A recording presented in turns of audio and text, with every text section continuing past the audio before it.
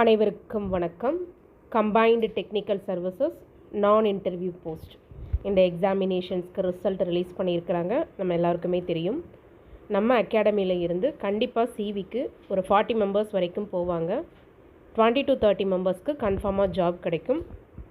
ரொம்ப நல்லாவே perform பண்ணியிருந்தவங்களோட mark statement இந்த வீடியோவில் ஷோ பண்ணியிருக்கிறேன். அனைவருக்கும் வாழ்த்துக்கள்.